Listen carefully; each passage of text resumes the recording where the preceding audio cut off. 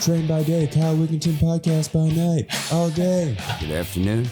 I'm Brint Anderson. That's Brent with an I, by the way. Short for Brenton. This is my little tune called I'm Curious.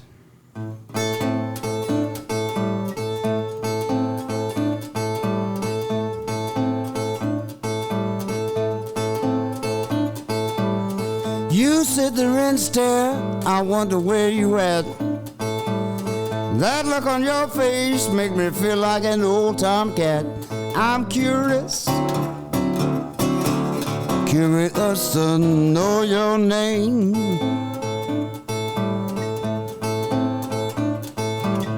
If you give it to me, baby, my world will never be the same.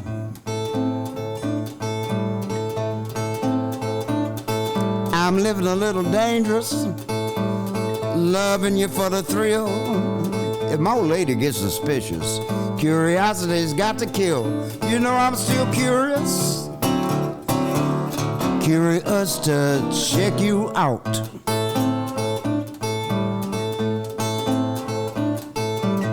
There ain't no need for sweet talk, baby, you know what I'm talking about. What are you talking about?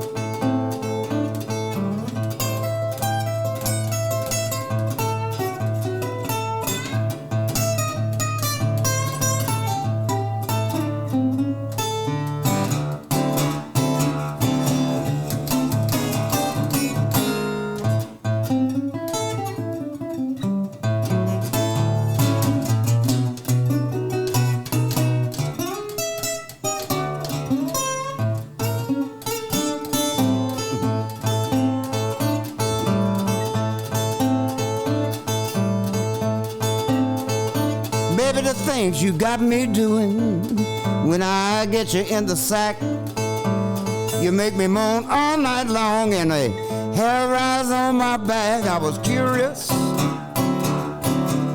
baby, I found out the truth. Yes, I did. Now I know for sure that your love is 100 proof. More like 151, baby. You sit there and stare, I wonder where you at. That look on your face make me feel like an old tomcat. I'm curious, curious to know your name.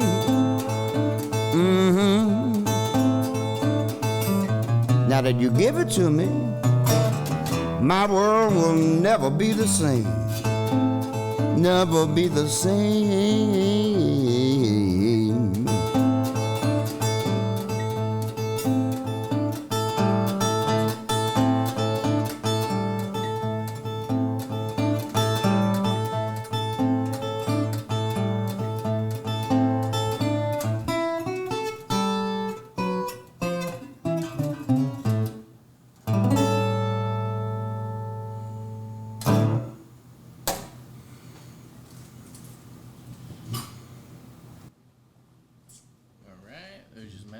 Okay.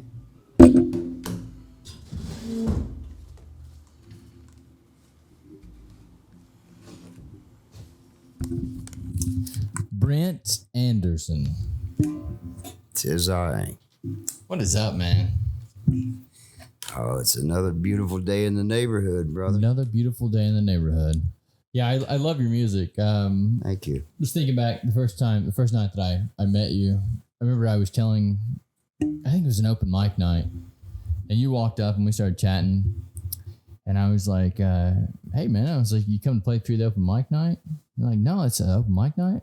And I love it whenever I meet someone new and they have no clue about the open mic night. And I'm like, yo, just bring your guitar in here. And they're like, yeah, I'll do that. It's like, this is how the talent pool is in New Orleans. There's so much good talent here, and everyone just wants to play. They just want to showcase themselves. So I was so happy when you actually came in and played that night. Yeah. I love doing those open mic nights. Yeah. They're fun, man. And I like hearing the other talent that shows up and does their thing. Yeah. Well, have you, because you've been doing this for a long time. 55 years. Yeah. So, I mean, do you find it, I don't know, there's got to be something to that with like seeing all these young people performing now. Like you have to, it's almost like giving your wisdom back to them. I hope so. Do you see it that way? I hope I'm an inspiration to them that, to stick with it. Yeah. And keep doing it because, you just can't give it up. You need to persist and stay with it. Perseverance is the key.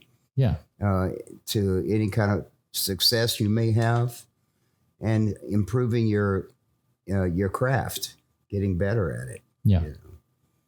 Yeah, I mean, that's one of the things that I talk about with a lot of the young comedians and stuff on here. Because a lot of comedians come on here. Yeah, is they have to stick with it. Absolutely. I mean, it's not going to happen overnight. And a lot of the people, like for me, when it comes to art, it's not even a sticking with it thing. It's that I have to. There's something in my soul that just needs to like create something. Yeah. Like a friend of mine said, I can't quit now. It's too late. I'm already in this game. Yeah. Especially if you've been doing it 55 years, right? Right. Yeah. What else am I going to do, man?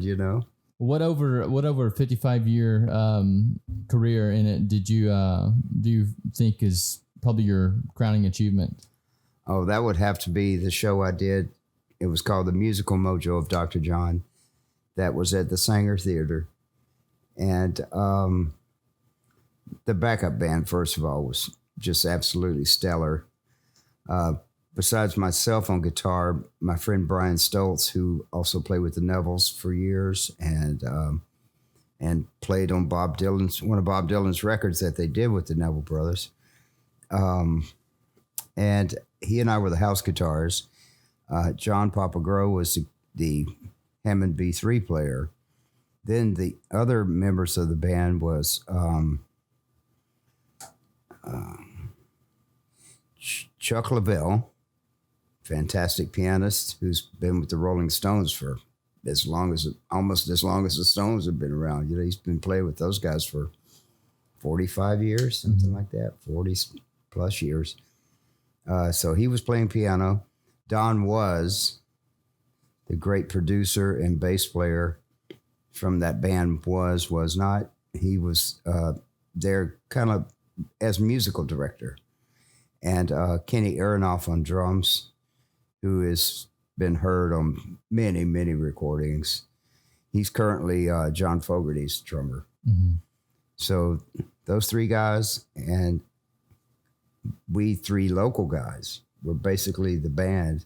Oh, and there was a horn section, too, of all New Orleans horn players. Mm-hmm. Mark Mullins, Chris Royal, and his name escapes me at the moment. When was this? On trumpet. Where was it? When? Oh, when was it? 2014 during Jazz and Heritage Festival. Yeah. So it was a great time to be doing this show. And we were featuring the songs of Dr. John, who was, of course, on the gig. But every song in the entire program were songs that he has recorded over his illustrious career. Yeah. And it was just a great honor. I had worked with, I'll call him Mac Rebenak. I've worked with Mac many times before. But it was just one of the greatest honors I've ever experienced to play that show.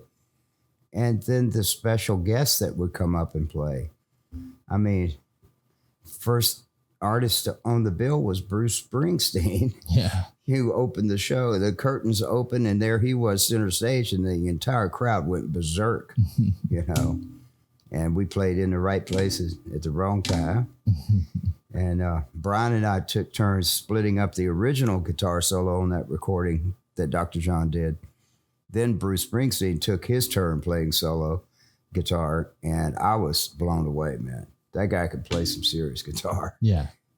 Plus, he sang the hell out of the song too. So. Right. I mean, there's a reason he is Bruce Springsteen, right? Yeah. Yeah. I had I had always respected him, but a newfound respect for him. Yeah. What do you think that's all about? Like, some people just have it. Yeah. Yeah. I mean, look at the beautiful songs he's written. That's what I'm saying. Like, what do you think makes him tick differently than others? I'll have to reread the book I have about him, but he just, came from that Jersey Shore scene and just was at the right place at the right time. And the band that he put together, little Steven Van Zandt and all those guys, man. And I guess their original house gig was at that club called the Stone Pony up there. And they just kind of developed through having that regular house gig, I think, at that club. And then, boom, he writes, Born to Run and all of that stuff. He wrote Blinded by the Light, which Manfred Mann did. And I think that was before his personal career took off. That was a huge hit, radio. It was a great hit, yeah. And I'm on Fire, great song.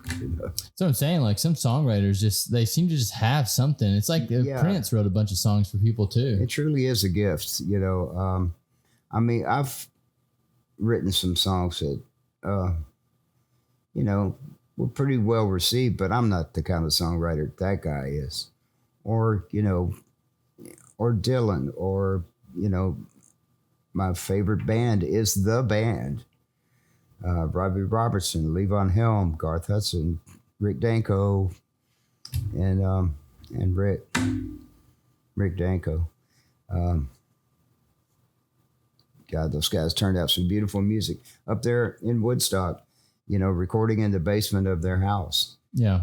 Yeah, it didn't take much to get it. If you have a desire to make some kind of art, like, it's pretty simple to do nowadays. Like, you pretty much with just the equipment we have right here, you could freaking knock out some bangers. And artists are doing that all the time. I mean, with the modern technology we have, you don't necessarily have to go to a major studio to create some memorable music. Memorable music. There you go. See, now he's in there. I'm right in there now. He's in the pocket now. Yeah. I had a songwriter on here the other day. This young kid, he's like in his 20s. Yeah. And I was asking kind of his format, how he does things. Well, one of the cool things that he said that I never really heard before, and it's something because I dabble with like music every now and then, just because it's another medium for me to create something in. Yeah. Like for me, I love to create in all mediums, but this is just a new one for me to explore. So one of the things I was exploring the other day was writing a song. And one of the things he told me to do is he said that whenever you have a beat finished that you like, let the beat play and then hum throughout the beat as it's going, and then go back and just listen to the hum. And he's like, you're going to know what word's supposed to go there. Yeah. The words will come to you. Yeah. I was like, if you find that melody first, that go along with the chords, the words will just come flowing out. Yeah, dude. And when he said that, I was like, holy shit, that makes a lot of sense. But I never thought about it that way. Yeah. I have a great book by Jimmy Webb. Are you familiar with his songwriting? Well, he wrote Wichita Lineman. He wrote MacArthur Park, Galveston, and, several songs that Glenn Campbell recorded. But Jimmy's still a prolific songwriter. But he wrote a book called Tune Smith, and it's very in depth about how he approaches songwriting and everything. It gave me a lot of insight of how to properly write songs. What does he say in it? He says,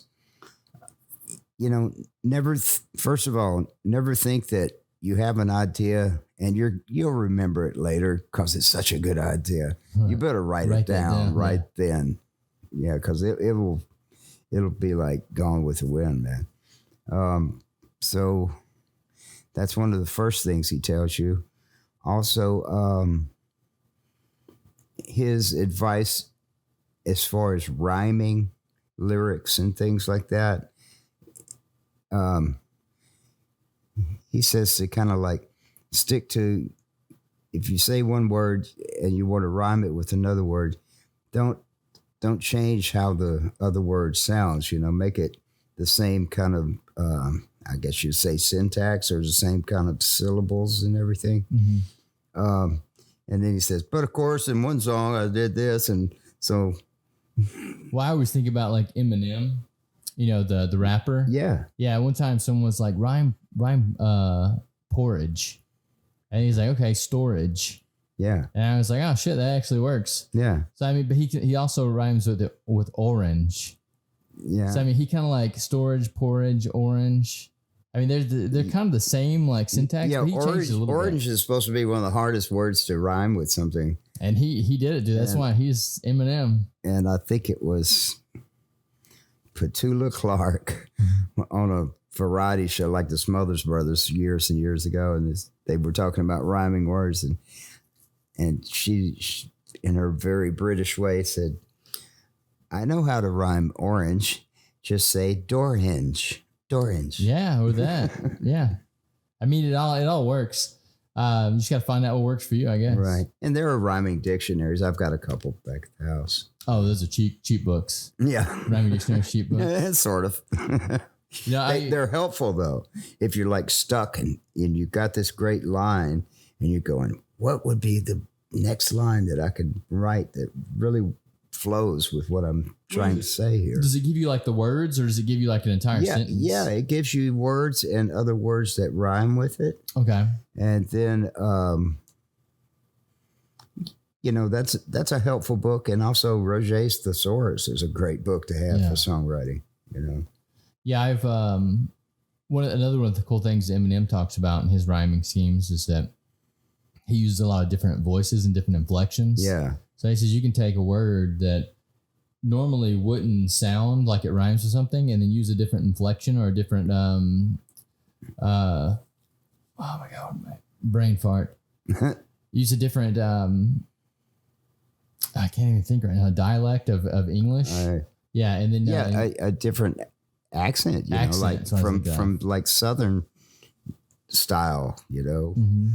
We have a lot of words, especially in New Orleans, that aren't used elsewhere. Yeah. Yeah, that's the cool thing about songwriting too. So what do you got going on next? I mean, I know we got some of your CDs and stuff here to give away to the good people out there. Yeah.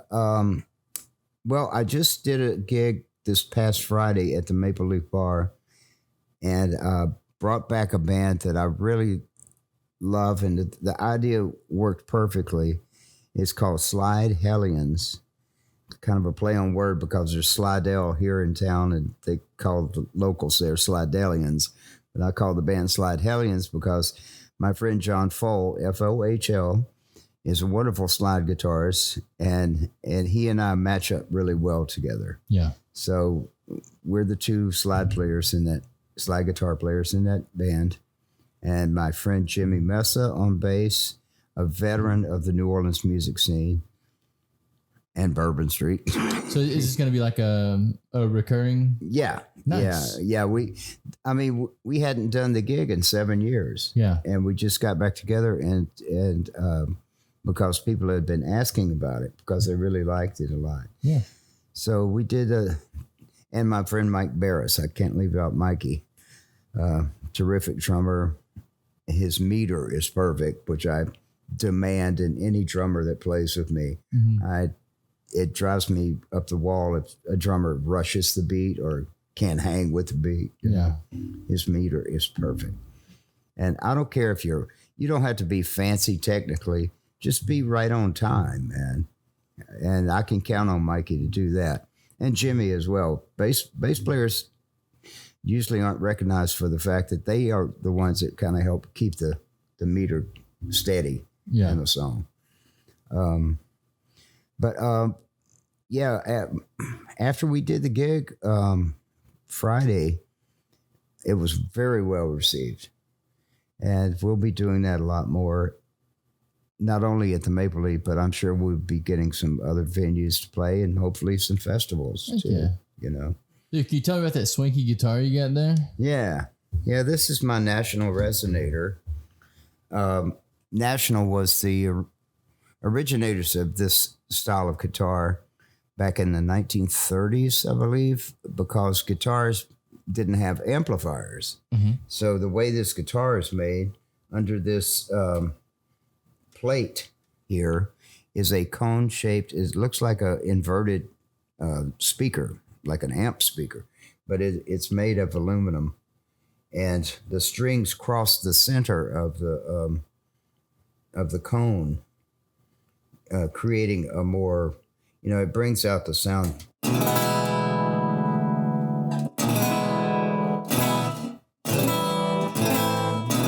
It projects a lot better. And through these F holes and these perforations around the cone and everything, it just projects really well. What is it with the F hole? It's like a very significant shape that you see on a lot of instruments. Yeah, well, that was originated with string instruments, with violins and basses, anything in a classical orchestra. And is there something specific about that shape, though? I don't know if it's specific or not, but maybe they just thought it looked pretty. We have to go down the rabbit hole on this one. Yeah. Because, I love when we were talking about, like, sound and, like, resonance and frequencies and things like this. Because I think there's something, like, major to this that science just hasn't really dove into yet. Or maybe we have, we're just kind of ignoring it. There's definitely a science to guitar making. Ask any luthier that builds guitars. It's a specific way that the body is created, especially in wooden guitars. C.F. Martin, the fantastic line of guitars they created, I think starting in the late 1800s. Gotta get Pickle's dad on here, because Pickle, one of the comedians that comes in, his dad's one of the only luthiers in in New Orleans. Yeah. Yeah, you might know him since you've been doing music for so long.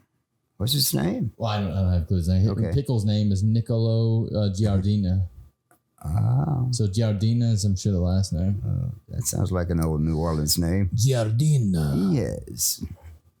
Yeah, but he's apparently one of the only luthiers in maybe the States. Yeah, I don't know. He said it a million times. I'm just kind of like, whatever.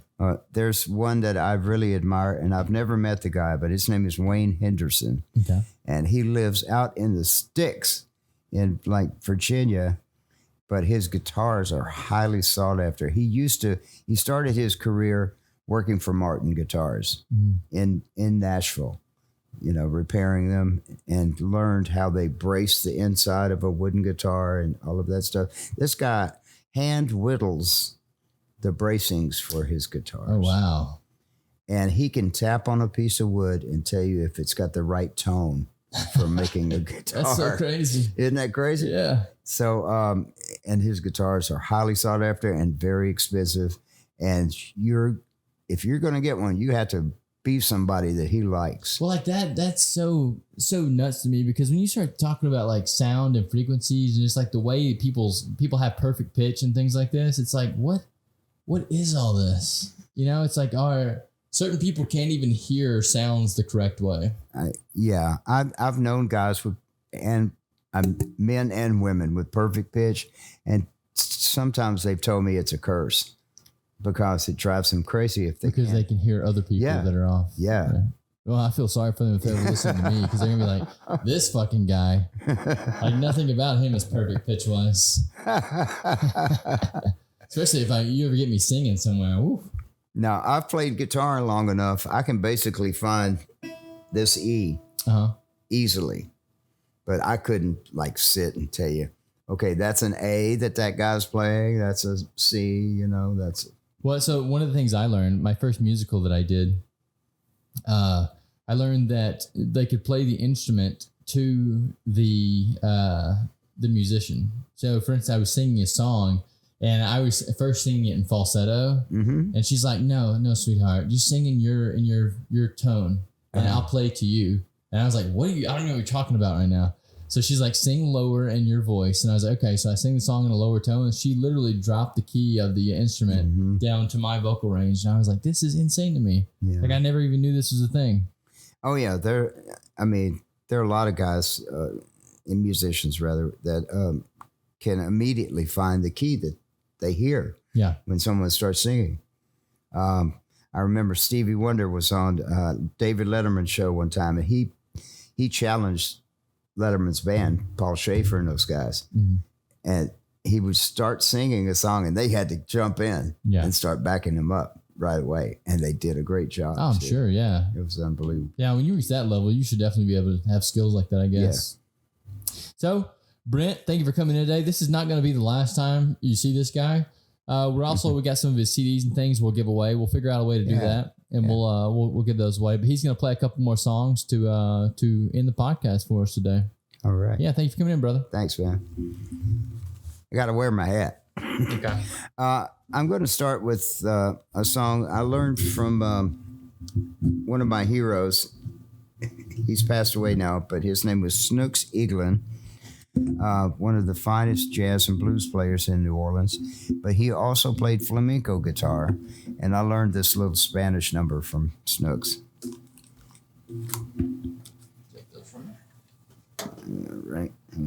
All right. So this is called Kiss of Fire.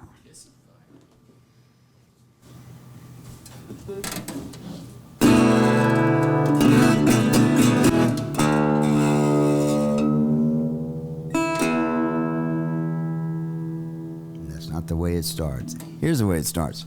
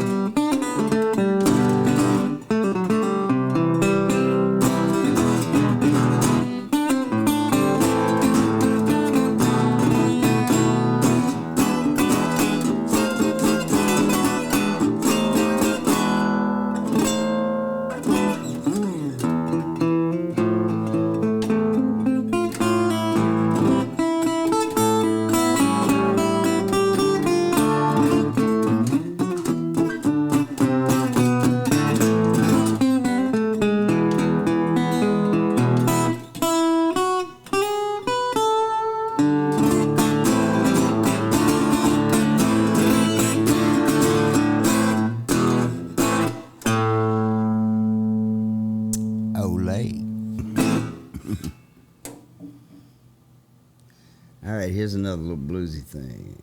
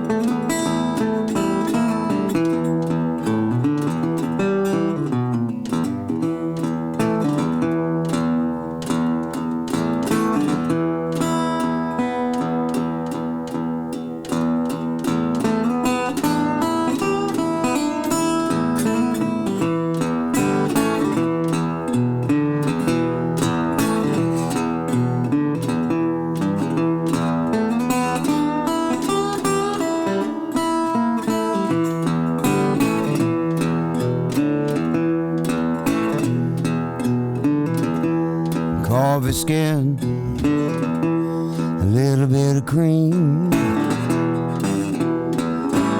golden eyes with a touch of green, high cheekbones, kinda tall.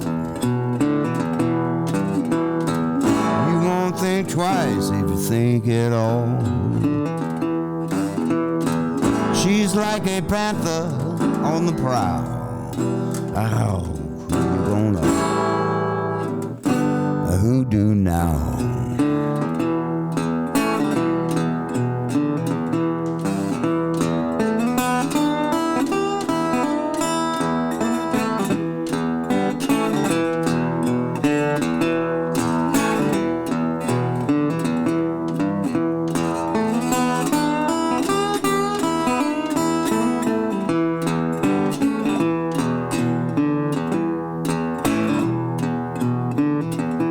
At a residence up in Covington, I knew she had a sweet tooth, so I bought her some. She liked to stay out late, dance all night long. She would only make love at the break of dawn. She took me up so high I can't look down. Who you gonna hoodoo now?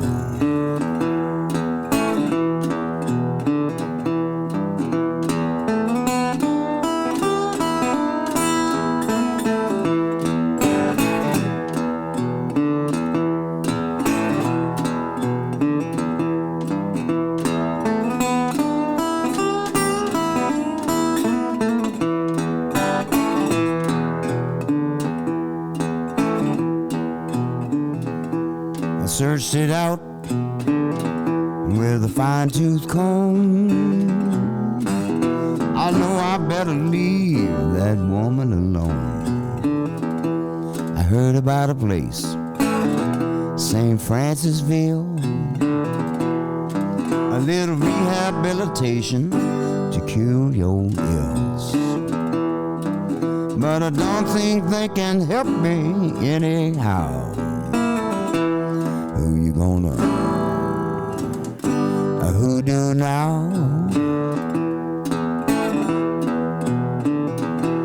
Who you gonna hoodoo now?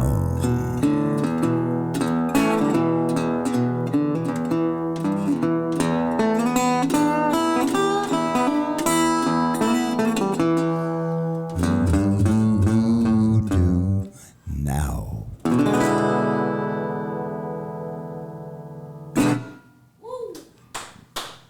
Good job, man. Thanks so much, Kyle. I appreciate it. By the way, the body of this guitar is made of brass and it's nickel plated. I saw that. I was kind of wondering about that. Yeah. That's a beautiful guitar. Thank you, man. Yeah. How many you got? 3. I whittled it down to 3. I used to have too many. I mean, that's a for a guitar player. That's something it's easy to collect. I'm sure. Yeah, you know, we're like kids in candy stores when we go to music stores, you know. Right.